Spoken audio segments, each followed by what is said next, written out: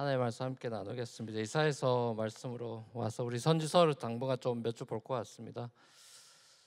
여러분들이 신앙생활을 하고 계신데 하다 보면 좀 힘든 순간들이 오는 것 같습니다. 저도 청년들이나 성도들과 이렇게 신앙 상담을 하다 보면 뭐 이런저런 대화를 하다가 이제 뭐 솔루션도 아닌 제가 솔루션이 있겠습니까? 이제 듣고 대화하면서 이제 같이 기도하고 이런 시간들을 많이 보냈던 것 같은데 그 내용들을 종합해 보면 크게 보면 한 두 가지로 요약이 되는 것 같습니다. 신앙생활이 힘든 이유가 뭘까?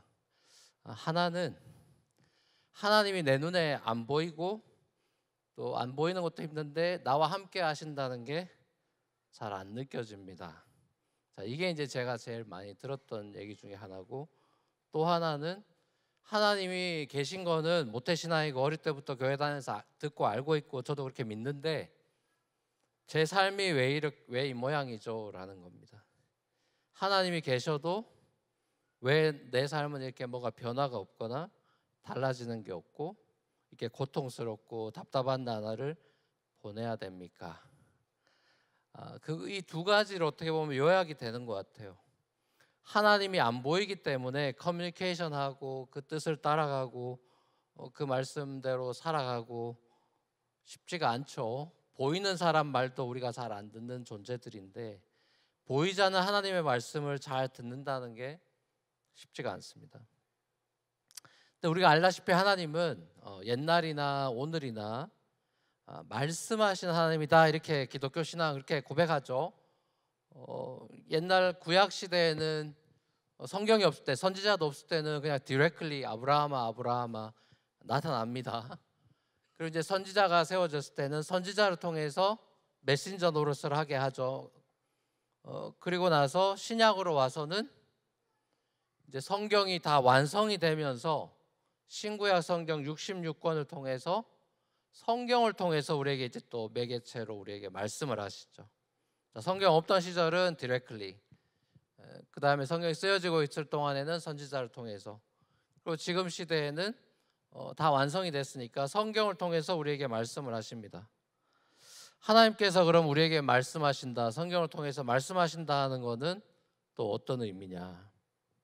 하나님이 나한테 말씀하시는 하나님이다라는 걸 우리가 믿고 신앙생활을 하는데 하나님이 나에게 어떻게 말씀하시나? 그럼 무슨 말씀을 하시나? 자, 우리가 아침에 눈을 떠서 일어나면 어제 너가 커피 마셔서 몸이 좀 안 좋은 것 같으니 오늘은 티를 마셔라 라든지, 하나님 제가 직업을 때문에 고민인데 디자이너가 될까요? 목사가 될까? 신학교로 갈까요? 여러 가지 고민들이 많은데 어떡할까요? 아니면 저기 직장에서 오퍼가 왔는데 제가 이직을 하는 게 맞습니까? 여기 충성하는 게 맞습니까? 또 청년들은 교회 자매가 마음에 드는 자매가 한 2명 정도 있는데 하나님 저 A입니까? B입니까? A는 조금 더 키가 크고 B는 조금 더 이쁜 것 같아요. 그럼 하나님 키 큰 애로 해라, A다. 가서 그래서 담대하게 고백했더니 그 자매는 그런 적이 하나님이 자기한테 얘기 안 해줬다 그러죠. 안 맞아요. 여러분, 하나님의 뜻을 알고 하나님의 말씀을 듣는다, 하나님이 나한테 말씀하셨어요 라는 것만큼 교회에서 오용되고 있는 게 없죠. 하나님이 제게 이렇게 말씀하셨어요, 이런 마음을 주셨어요. 그 다음에 센텐스들은 대부분 안 좋은 얘기입니다. 그래서 교회가 이게 문제고 목사님이 고쳐야 되고 여기가 이렇게 되고, 하나님이 제게 말씀하셨어요 다음에 센텐스들을 안 하는 게 좋은 게 훨씬 많아요.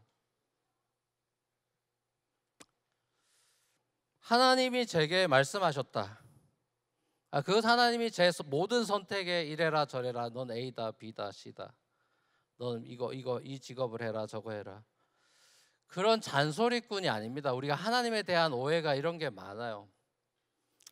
하나님의 말씀이라는 것은 가장 베이직한 거는 하나님의 말씀에 대한 우리의 애리튜드가 거의 90% 이상입니다. 우리가 하나님의 말씀에 대한 어떤 애리튜드를 가지고 있나, 존중하고 그리고 그 말씀대로 살려고 순종하려고 하는 그게 장착이 돼 있지 않으면 안 들립니다. 그게 성경의 얘기예요. 들어도 듣지 못하고 보아도 보지 못하고. 왜냐하면 이미 그 마음 자체가 틀려 먹었기 때문이죠. 여러분이 자녀들을 키워보면 이건 대번에 알 수 있습니다. 자녀들한테 부모가 좋은 얘기를 해도 자녀가 포커스를 못하는 경우들이 있어요. 막 돌아다니고 말 안 듣습니다. 그런 애들이 이제 말 안 듣는 애들이라 그러죠. 말 안 들어요. 그러니까 부모가 말하는데 얘는 말 안 들어요. 안 들립니다. 들어도 듣지 못하죠. 순종할 자세가 안 돼 있어요.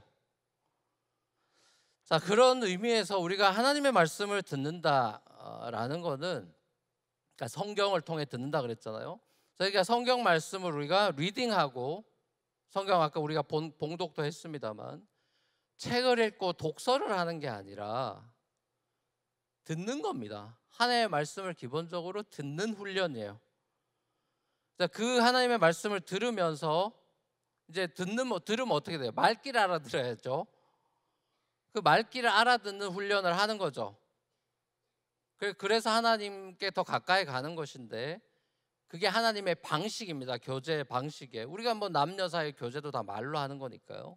자, 그래서 하나님이 우리에게 그렇게 커뮤니케이션을 하면서 우리 삶의 나침판이 되어 줍니다. 우리의 방향 감각을 조절해 주고, 목적과 인생의 방향, 목적, 의미, 이런 것들을 우리가 조정해 가게 하십니다. 그건 큰 그림이죠.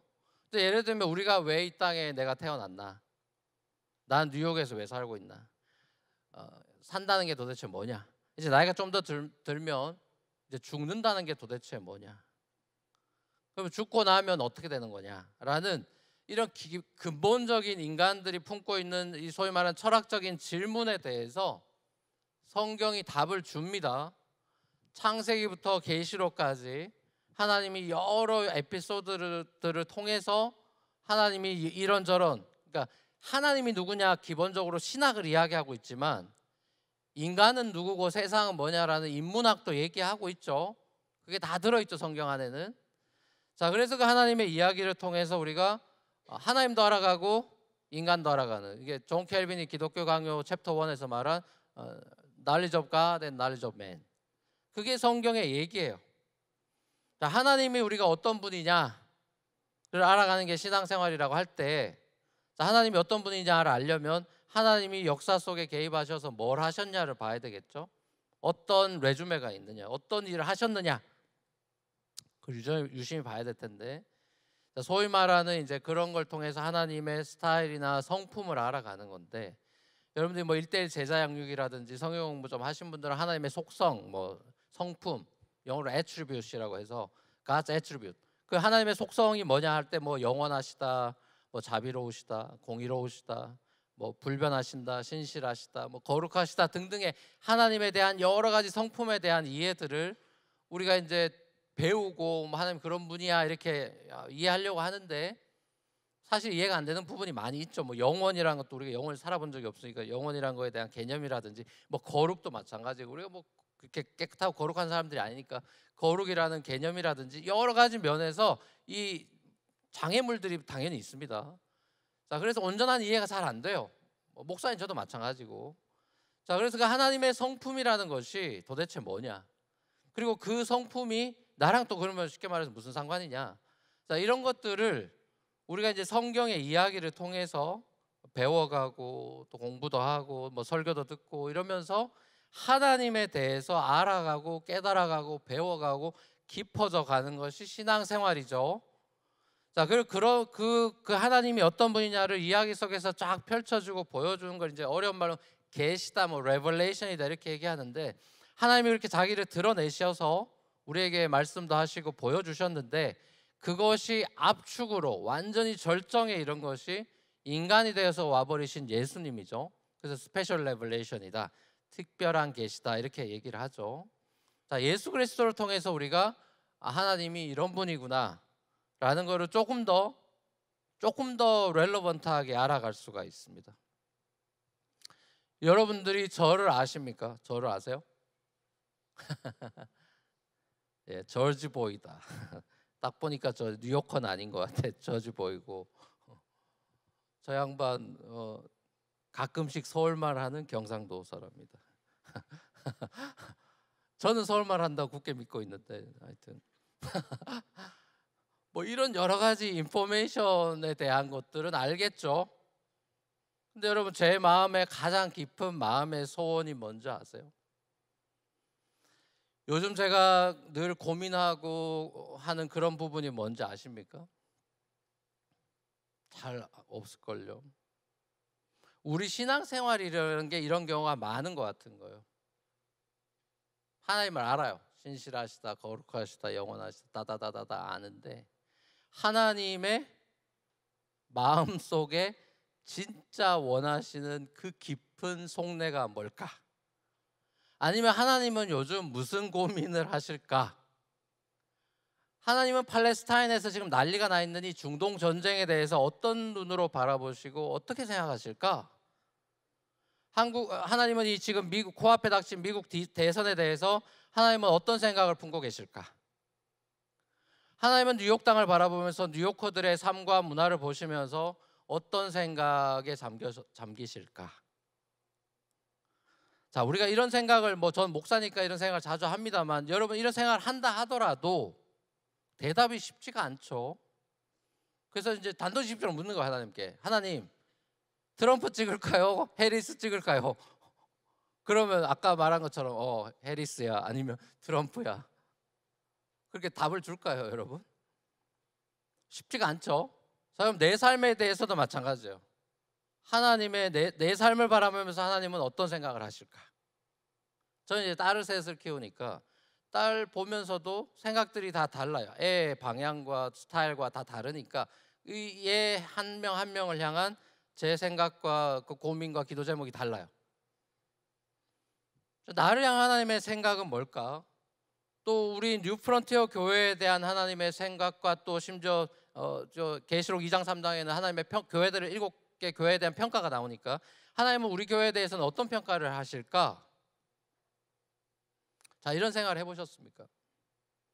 우리가 여러분 교회 오면 성경 읽어라, 큐티해라, 묵상해라, 또 애들한테 암송시키고 옛날 시절에는 암송 안 하면 밥도 안 주고 잔인한 짓을 했죠. 폭력적이었죠. 안 해오면 밥 안 준다 막 이런 협박하고 그랬죠. 우리가 왜 그런 걸 합니까, 여러분? 왜 성경 읽어라, 큐티해라, 순에서도 그 말씀을 나누려고 하고 왜 그럽니까? 하나님이 저 아웃데어에서 막 스피킹을 하시고 우린 우리대로 살고 하나님은 하나님대로 떠드세요. 우리는 우리대로 갑니다. 그렇게 되는 게 인간의 불순종의 이 죄인의 삶의 뼛속까지 있기 때문에 하나님의 말씀이 나와 커넥트돼서 내게 하시는 말씀이고 우리에게 하시는 말씀이고 하나님의 말씀 따로 있고 내 말씀이 따로 있는 그런 식으로 분리돼서 살지 않도록, 그건 신앙이 아니죠. 이제 그런 삶이 있었죠. 근데 신약에 보면 그게 서기관과 바리새인들이죠. 하나님의 말씀을 그렇게 연구한다면서도 따로 있고 자기의 뜻이 더 있죠. 자기 예수를 죽여버리죠. 그리고 교회를 다니지만 하나님의 말씀을 완전히 거기에 셧다운을 해버리고 자기 생각과 뜻대로 살아가는 삶이 가능합니다.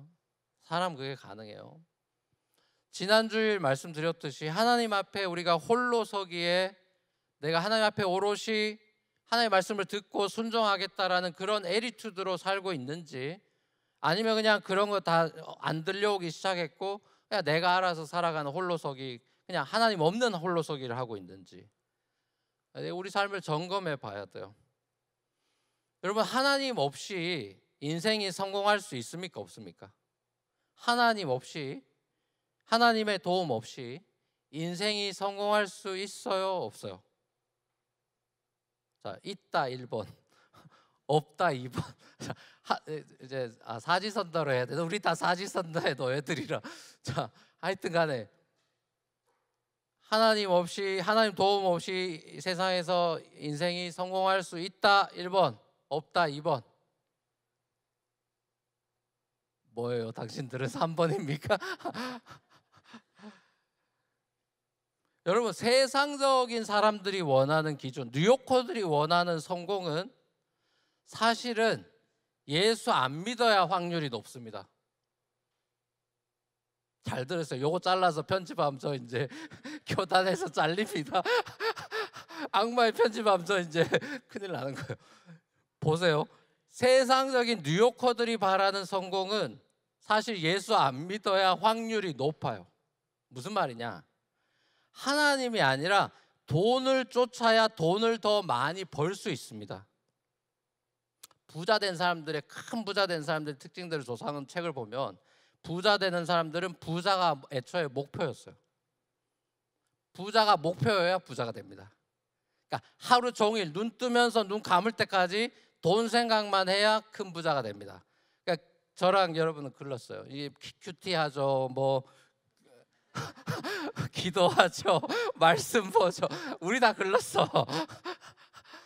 그런 거 하면 안 된다. 그런 거 하면 부자 못 돼요. 하루 종일 눈 떠면서부터 끝까지 돈 벌 생각, 뭐 하면 이 사람들 사기쳐서 돈 벌 거냐, 그 생각만 해야 부자가 될 수 있습니다.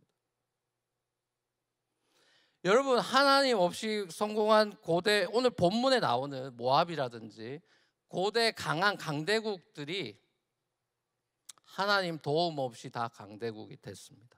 그래서 이스라엘 맨날 괴롭히는 거예요. 자신들의 힘과 노력으로 강대국이 됐어요. 하나님 도움 받아 된 게 아닙니다.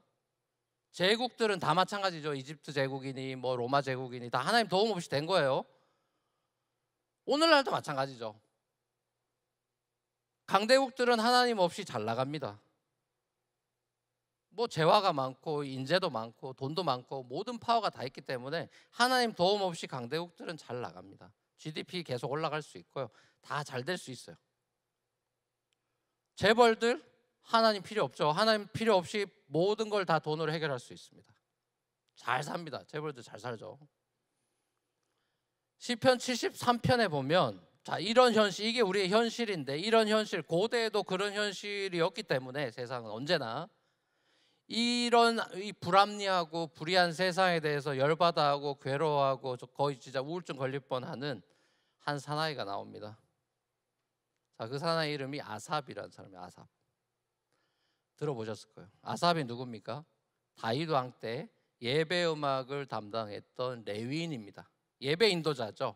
평생 성전에서 하나님을 찬양하고 예배하는 예배 인도자가 아삽인데, 자, 이 양반은 성전에서 맨날 하나님 섬기고 찬양인다고 사람들 예배 인도하고 이런 사람인데 아웃데어 세상을 봤더니 이게 아수라장입니다. 악인들이 넘쳐나고 악인들이 더 성공하고 형통하고 잘 나가고 예수 믿고 또 하나님 의지하는 사람들이 더 핍박받고 그 삶의 아이러니를 보고 너무너무 화가 나고 분노가 치밀어서 그 고백을 하나님 앞에 쏟아낸 게 시편 73편이에요.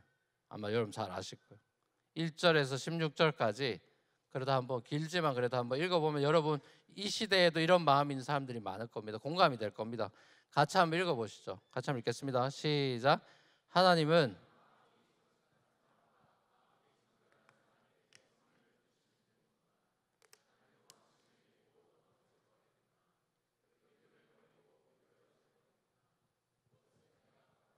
셈하고 악인들이 누리는 평안을 부러워했기 때문이다. 그들은 죽을 때에도 고통이 없으며 몸은 멀쩡하고 윤기까지 흐른다.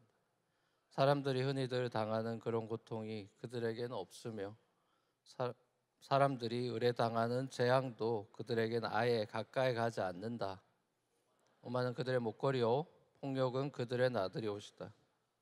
그들은 비둥비둥 살이 쪄서 거만하게 눈을 치켜뜨고 다니며 마음에는 헛된 상상이 가득하며 남을 비웃으며 악의 참말을 쏘아붙이고 거만한 모습으로 포근하기를 즐긴다. 입으로는 하늘을 비방하고 혀로는 땅을 휩쓸고 다닌다. 하나님의 백성마저도 그들에게 홀려서 물을 들이키듯 그들이 하는 말을 그대로 받아들여 덩달아 말한다. 하나님인들 어떻게 알 수 있으랴? 가장 높으신 분들이라고 무엇이든 다 알 수가 있으랴 하고 말한다. 그런데 놀랍게도 그들은 모두가 악인인데도 신세가 언제나 편하고 재산은 늘어만 가는구나. 이렇다면 내가 깨끗한 마음으로 살아온 것과 내 손으로 죄를 짓지 않고 깨끗하게 살아온 것이 허사라는 말인가? 하나님, 온종일 나를 괴롭히셨으며 벌하셨습니다. 나도 그들처럼 살아야지 하고 말했다면 나는 주님의 자녀들을 배신한 일을 하였을 것입니다. 내가 이 얽힌 문제를 풀어보려고 깊이 생각해 보았으나 그것은 내가 풀기에는 너무나 어려운 문제였습니다. 보세요. 이 옛날부터도 믿음의 사람들이 비틀거리는 이유가 나쁜 놈들이 잘 나간다는 거예요. 예배 인도자로 신실하게 섬기고 있는데 밖에 있는 예수 안 믿는 사람들이 오히려 더 떵떵거리고 잘 살고, 이게 도대체 어떻게 된 거냐? 하나님의 블레싱은 어떻게 되는 겁니까? 소위 말하는 신정론이죠. 디아더스의 문제죠. 지금도 마찬가지. 선하신 하나님이 계신데 왜 세상이 이 모양이냐? 왜 악이 더 잘 나가냐? 왜 악과 서퍼링이 있느냐? 이 신정론의 문제는 쉽지 않은 문제죠. 풀기 어렵다, 너무나 풀기 어려운 문제입니다. 이렇게 얘기하고 있죠. 자, 이런 고민이 깊었을 겁니다. 우리도 문득문득 이런 생각들을 할 때가 있습니다. 기도해도 안 되고 뭐 해도 하나님 안 도와주는 것 같고, 뭐 그런 시간들 우리가 겪죠. 아삽도 이제 그런 셈이죠. 자, 그러면서 이제 그런 시간들을 아삽이 꽤 보낸 것 같아요. 이제 시편이라는 것이, 이것도 다 시편이겠다. 시편의 특징은 다윗도 마찬가지고 막 비탄시를 막 잔뜩 써놓고 불평을 막 해놨다가 갑자기 톤이 바뀌어서 뒤에 가서는 주님을 찬양합니다 막 이렇게 끝나죠. 그래서 우리가 읽으면서 이건 뭐야? 얘 바인가? 이렇게 되잖아요. 바이폴라인가 얘? 그 왜 그럽니까, 여러분? 그 시편이 그렇게 그 자리에서 쓴 거를 적어 놓은 게 아니라 다 나중에 에디팅이 되고 또 공동체가 고백하고 했던 거기 때문에, 그 기도문 같은 거기 때문에 이 앞에 고민과 뒤에 그 찬양 사이에 간극이, 시간의 갭이 굉장히 큽니다. 바로 톤이 바뀌어가지고 그렇게 되는 게 아니고요. 그 앞에 고백과 그 바뀐 고백의 시간의 갭이, 시편을 항상 읽으실 때 그 시간의 공백이 크다는 걸 아셔야 돼요. 그래야 이게 말이 됩니다. 이 아삽도 마찬가지예요. 자, 지금까지 굉장히 불평, 야 나도 진짜 이 세상이 이렇게 되는 거 너무 풀기 어렵고 괴로운 문제입니다, 이렇게 하죠. 자, 그리고 이제 그 괴로움의 시간들이 지나고 이제 반전이 이제 그 후반부에 나옵니다. 그게 17절에서 28절에 그러나로 시작합니다. 자, 요 반전도 한번 읽어보죠. 같이 한번 읽어보겠습니다. 시작. 그러나 마침내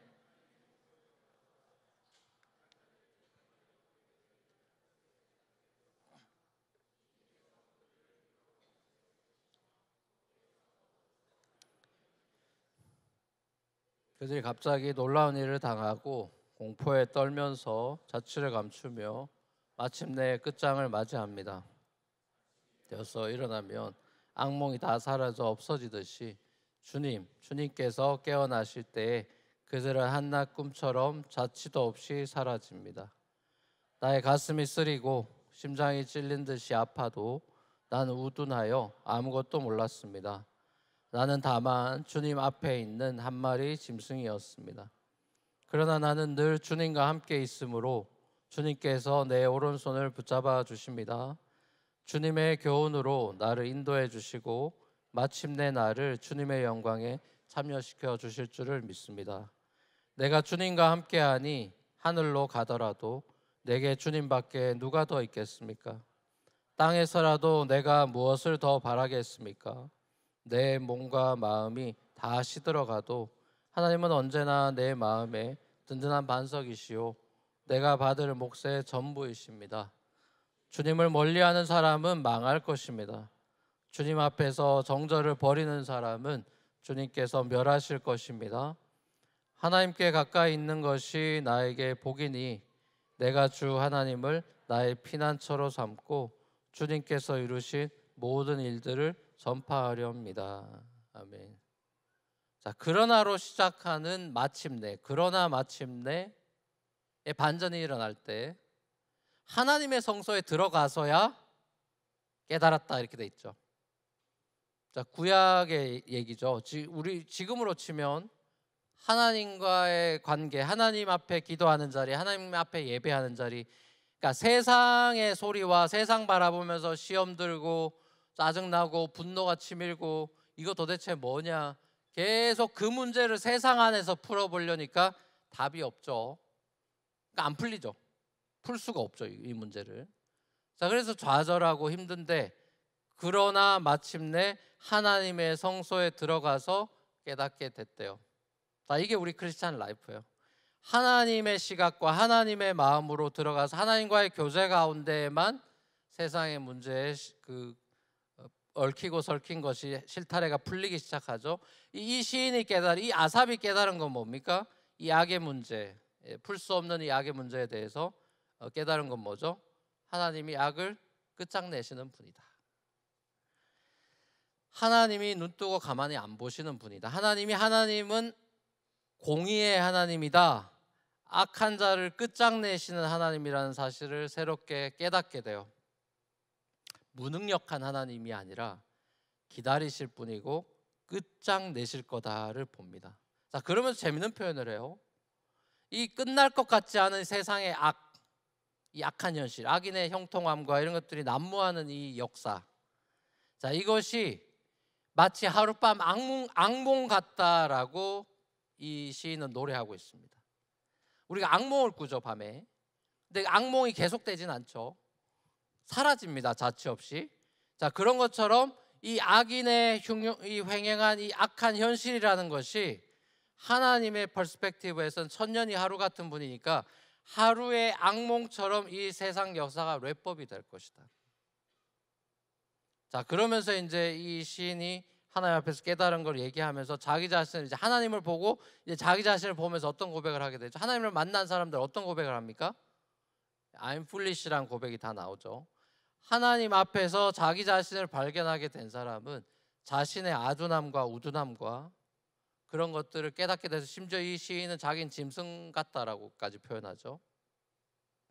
자, 이런 자기 자신에 대해서 이 무식하고 이 어려운 문제를 풀 수 없는 자기 자신에 대해서 하나님께서 이런 나도 불쌍히 여기셔서 함께 해주시고 그늘이 되어주시고 피난처가 되어주신다.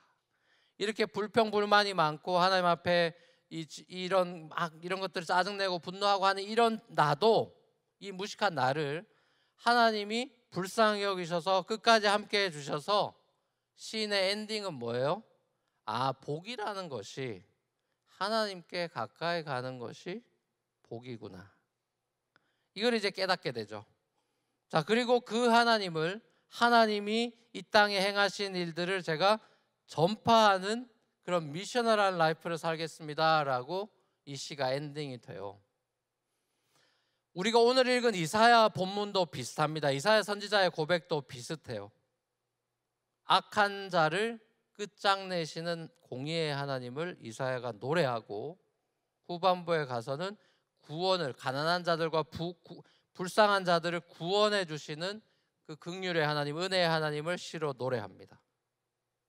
그 안에 컨텐츠를 보면, 고백을 보면 강한 도성들의 폐허로 만드시고 잘 나가던 도시가 폐허가 되고 그 강한 민족들이 하나님의 그 심판을 받아서 하나님을 영화롭게 하는 낮아지는 사람들에서 그 강한 민족들이 하나님을 영화롭게 하게 되고 포악한 민족들이 하나님을 경외하게 된다. 자, 그 세상의 강자라는 사람들이 하나님을 높이는 이 험불하게 된다는 얘기가 나오고 가난한 사람들에겐 하나님이 요새가 되어주시고 폭풍우를 피할 피난처가 되어주시고 태양볕에 쉐이드가 되어주신다라는 그 찬양을 하고 있습니다. 쉽게 말하면 하나님이 강한 자도 약한 자도 다스리고 선과 악을 하나님은 주관하고 계시고 분명히 악에 대한 심판이 있다라는 것을 이 아삽도 그렇고 이사야도 그렇고 노래하고 있습니다. 자, 그러면서 이 이사야 오늘 본문의 가장 큰 특징 중에 하나는 이 땅의 가장 큰 풀 수 없는 숙제요 고통과 슬픔은 결국 죽음이죠. 자, 인간이 아무리 과학이 발전하고 난리가 나도 해결할 수 없는 게 죽음인데, 자, 이 죽음을 영원히 하나님이 멸하십니다라고 이사야가 노래하고 있어요. 자, 그러면서 당신의 자녀들의 그 수치를 흘리고 있는 눈물을 닦아주시고 모든 수치를 없애주시는 그날이 오면이라고 9절부터 고백을 하고 있죠. 자, 이런 패시지를 읽으면 바로 요한계시록이 떠오르죠. 우리 눈에서 눈물 닦아주는 그 새하늘과 새 땅의 날. 자, 이사야가 그날을 노래하면서 그날의 풍성한 잔치의 그림을 보여주고 있습니다. 좋은 와인 꺼내고 좋은 소고기 꺼내고 좋은 맛있는 동네 잔치의 그 씬을 보여주고 있죠. 신약의 렌즈로 보면 이건 예수의 부활이죠. 죽음의 권세를 깨뜨리고 승리하신 예수의 부활 커뮤니티가 누리는 이런 풍성한 잔치에 대한 그림을 이사야가 내다보고 있습니다. 여러분, 예수 그리스도의 부활의 의미가 뭐죠?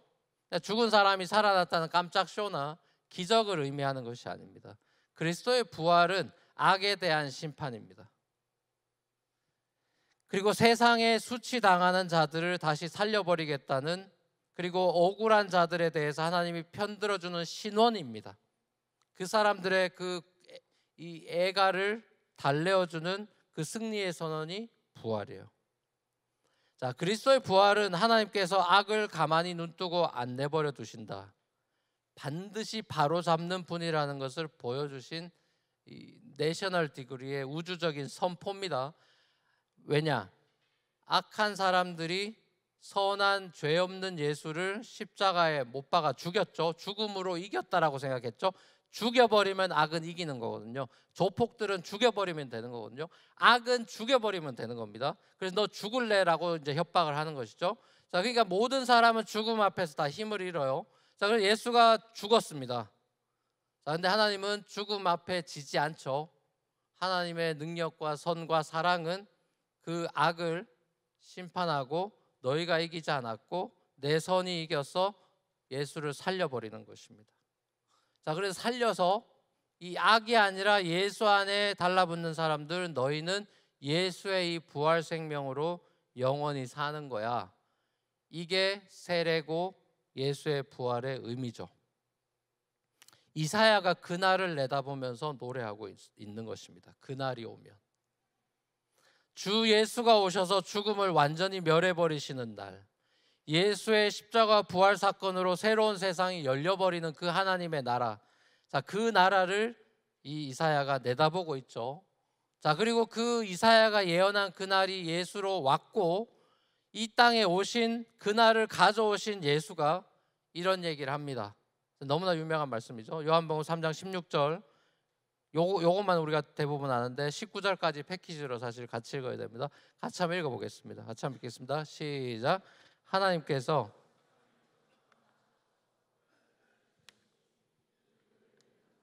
멸망하지 않고 영생을 얻게 하려는 것이다. 하나님께서 아들을 세상에 보내신 것은 세상을 심판하시려는 것이 아니라 아들을 통하여 하시려는 것이다. 아들을 믿는 사람은 심판을 받지 않는다. 그러나 믿지 않는 사람은 이미 심판을 받았다. 그것은 하나님의 독생자의 이름을 믿지 않았기 때문이다. 심판을 받았다고 하는 것은 빛이 세상에 들어왔지만 사람들이 자기들의 행위가 악함으로 빛보다 어둠을 더 좋아했다는 것을 뜻한다. 아멘. 자, 예수가 빛으로 왔지만 사람들은 이미 다 디폴트가 모두가 다 죄인이고 심판 아래 있기 때문에 빛을 좋아하지 않고 어둠을 좋아하는 사람들. 자, 그게 빛으로 예수가 오셔서 심판하러 오신 게 아니라 구원하려 왔다. 아무도 멸망하지 않고 그를 믿으면 영생을 얻게 하는 것이 salvation, Jesus라는 이름의 뜻이죠. 그렇게 예수가 태어나서 왔습니다. 자, 복음은 그거예요. 이 세상의 악과 죽음을 이기신 영원한 구원자이신 예수가 오셔서 그 예수 안에 그를 믿고 따르고 그 안에 들어가는 사람들 생명을 얻는다라는, 영원한 생명을 얻는다는 기쁜 소식이 복음이죠. 비록 우리가 이 땅에서 환난을 만나고 또 때로는 도저히 이해할 수 없는, 하나님이 계신데 내 삶에 이런 고통과 악이 왜 있는 거지? 뭐 그게 이제 오두막이란 책이라든지 여러 책에서도 이런, 또 제레드 스위트의 하나님의 뜻이란 책이라든지 이런 데 보면 예수 잘 믿는데 막 엄청난 고난을 겪는 사람들의 이야기가 나오고, 뭐 욥도 마찬가지고. 자, 도저히 이해할 수 없는 삶의 길을 걸어야 돼요. 그래서 이제 비틀거리죠. 아삽처럼 비틀거리죠. 믿음을 잃을 뻔하기도 하고 하나님을 떠나버릴 뻔하기도 하고. 자, 그러나 하나님이 그런 하나님의 그런 사람들을 붙잡습니다. 하나님이 이제 견인한다 이런 표현을 하죠. 하나님 붙잡아요. 자, 그래서 이 아삽도 그런 표현을 하죠. 주님이 내가 늘 주님과 함께 있어서 주님께서 내 오른손을 붙잡아 주십니다. 그런 표현을 합니다. 그리고 마침내 나를 주님의 영광에 참여시켜 주실 줄 믿습니다라는 아삽의 고백이 나와요. 내 몸과 마음이 다 시들어져 가도 하나님이 언제나 내 마음에 든든한 반석이 되어 주시고 내 받을 몫의 전부이십니다. 그러면서 엔딩에서 말하는 것이 하나님께 가까이 가는 것이 제게 복인 줄 알겠습니다. 주님만을 나의 피난처로 삼고 주님께서 제 삶에 이루신 모든 일들을 선포하고 전파하겠습니다라고 이 아삽은 노래하죠. 자, 이게 크리스찬 라이프예요. 제가 이제 어릴 때 이 말씀을 준비하다가 시편 73편 펴놓고 또 이사야 펴놓고 같이 묵상하면서 계속 하나님에 대한 묵상을 하면서 이 설교문을 작성할 때 이 찬송가가 계속 제 입에서 많이 나왔어요. 잠시 세상에 내가 살면서라는 찬송인데요. 어릴 때 많이 불렀던 것 같습니다. 어릴 때는 이제 의미도 모른 채 그냥 많이 불렀던 것 같아요. 잠시 세상에 내가 살면서 항상 찬송 부르다가 날이 저물어 오라 하시면 영광 중에 나아가리. 이게 1절 가사예요. 이분은 세상살이를 잠시 사는 거라고 봤고 그 죽음을 날이 저무는 걸로 봤어요. 그러니까 원데이 라이프로 본 거죠. 우리의 전체 인생이 원데이 라이프인 것처럼 지금 시로 노래하고 있어요. 진짜 그런 것 같아요. 시간이 빨리 흐르고 정말 짧은 우리의 인생이라고 볼 수 있죠. 자, 그리고 2절에서는 눈물 골짜기 더듬으면서 나의 갈 길 다 간 후에 눈물 골짜기를 더듬는데요. 갈 길을 알지 못해서 막 더듬으면서 인생길을 걸어가는 거예요. 그래서 겨우겨우 나의 갈 길을 다 갔어요. 자, 그리고 주의 품에 안기어서 영원토록 살리로다라는 고백을 해요. 3절은 나의 가는 길 멀고 험하며 산은 너무 높고 골은 깊어서 고난 피곤한 나의 몸 쉴 것이 없어도 그 다음에 고백이 제 오늘 설교 제목으로 꼽은 거예요. 복된 날이 밝아오리. 4절은 한숨 가시고 죽음 없는 날 사모하면서 기다리니 내가 그리던 주를 배울 때 나의 기쁨 넘치리라. 자, 이게 4절이고 후렴은 열린 천국문 내가 들어가 세상 짐을 내려놓고 빛난 면류관 받아 쓰고서 주와 함께 길이 살리. 이 찬송가예요. 제가 이 어릴 때는 아무 생각 없이 불렀던 이 가사를 곱씹고 또 시편과 이사야를 보면서 또 여러 우리 성도들의 힘겨운 삶을 사는 성도들을 떠올리면서 야, 진짜 그런 것 같다. 나이가 사람이 먹어가면 좀 철이 들면서 인생의 고난과 아픔과 어려움이 보이죠. 자, 그게 우리의 인생이죠. 전도서가 얘기한 인생이 수고와 슬픔뿐이다. 뭐 그런 느낌이 들 때가 있죠. 자, 그래서 우리의 삶이 쉽지가 않아요. 눈물 골짜기를 더듬는 것 같은 삶입니다. 근데 이 시인의 노래처럼 우리의 삶이 엔딩이 있죠. 영원히 이 땅에서 사는 게 아니잖아요. 근데 우린 자꾸 까먹어요. 그래서 이런 주일 예배가 필요하고 계속해서 constantly reminding 할 필요가 있는 겁니다. 세월은 짧고 우린 주님 앞에 갑니다. 우리가 이 땅에 속한 사람들이 아니죠. 우린 나그네잖아요. 여기서 뉴욕에서 영원히 살 사람들이 아니잖아요. 어릴 때 불렀던 또 찬양이 떠오르더라고요. 죄 많은 이 세상은 내 집 아니네. 내 모든 보화는 저 하늘에 있네. 주일학교 때 부르는 건 나는 구원열차 올라타고서 하늘나라 가죠. 그러니까 옛날 노래들은 천국 지향적이고 내세를 향한 열망이 강했어요. 또 그게 투머치라서 이단도 많았죠. 이 세상을 다 내팽개쳐버리고 가버리겠다라는 익스트림이 있었다면 지금 시대는 제가 보기에는 너무 또 이거 내세 내팽개치고 현실에서 잘 살자주의로 가고 있어요. 이 밸런스가 없어요. 항상 사람 밸런스가 어렵거든요.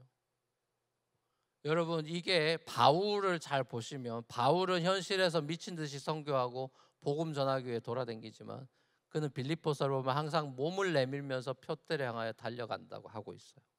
이 균형이 필요해요. 여러분의 현실의 삶을 살아내야 되지만 우리의 파이널 데스티네이션에 그 시선을 놓치면 안 됩니다.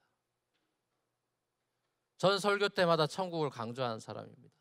이 땅에 누리는 하나님 나라도 너무 소중하고 중요하지만 우리의 엔딩과 부활의 날, 우리 그리스도인들의 영원한 소망인 이 엔딩을 생각하지 않으면 우리는 살아갈 힘의 그 에너지나 기쁨이나 기름을 조달받을 수 없습니다.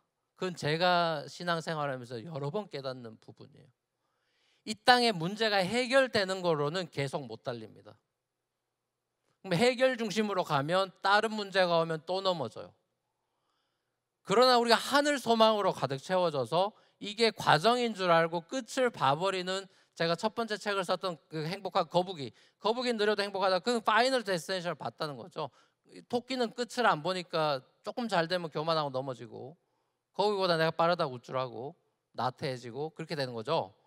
거북이는 그 관심 없어요. 자기 길 가는 것입니다. 사랑하는 우리 뉴프런트 교회 성도 여러분, 저와 여러분이 더 이상 이 땅에 뿌리를 내린 사람들이 아니라 하늘에 뿌리를 내리 하늘에 속한 사람이 됐습니다. 이 땅의 삶이 만만치 않을 겁니다. 세상에 사는 동안 한숨이 나올 거고요, 눈물 골짜기 더듬으면서 사는 날도 있을 겁니다. 내 몸 쉴 곳 없어서 괴로운 날, 가시나무란 노래처럼 내 안에 내가 너무나 많고 쉴 곳이 없는, 그래서 여러 가지 정신적인 어려움을 겪는 이런 현대인들의 괴로운 나날들이 그 문화 속에 우리가 있어서 괴롭지 않은데 괴로운 것처럼 전염이 될 수도 있고요, 좋은 직장 다니고 있는데도 불만족할 수도 있고요. 아무튼 우리는 그런 한숨 섞인 삶을 살아갈 날이 있을 겁니다.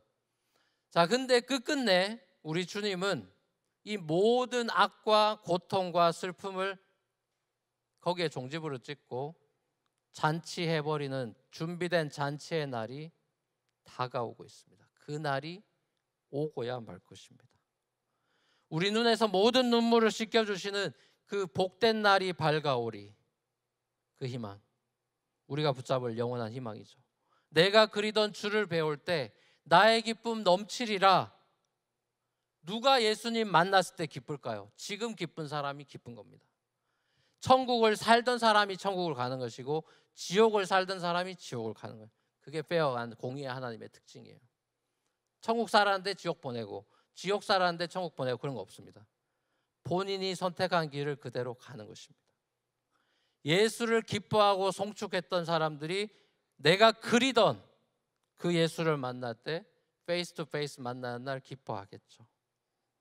그리스도가 우리 삶에 안겨주신 이 영원한 소망을 품고 눈물 골짜기 더듬으면서도 내가 주님께 가까이 가는 인생임을 고백하고 이것이 복이라는 것을 깨닫고 주님 안에 참된 안식과 평화를 누리는 저와 여러분의 삶이 되기를 우리 주님의 이름으로 간절히 축원합니다.